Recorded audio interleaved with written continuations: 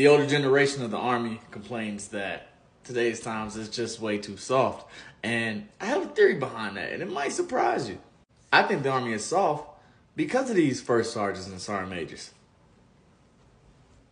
Here we are. Here we are. So I became a sergeant 2019-ish time frame.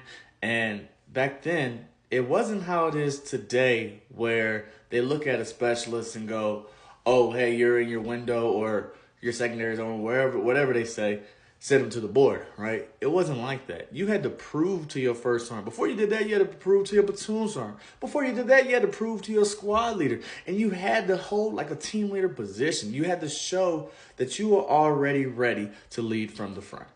Before I went to a promotion board, it was mandatory that I did a mock board. It was mandatory that I did Soldier of the Month board. Then I went to my board.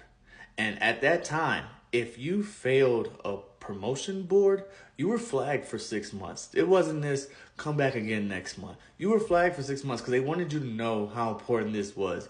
We sent you up here for success and you failed. We needed to let you know that failure had consequences behind it.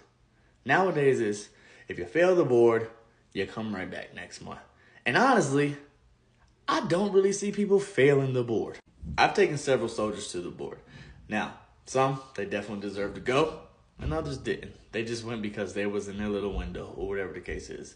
I've had soldiers not know the full creed, get 50 to 60% of their questions wrong, fidget, twitch, and all these other things that you're not supposed to do on the board. They did that. Still got the P status. Mind you, I gave them all the study material that they needed. I quizzed them multiple times throughout the day. I even made them say the creed multiple times throughout the day. Soldiers, I can only lead a horse to water. I can't make that motherfucker drink. Now the Army is moving on to where BLC is not even required.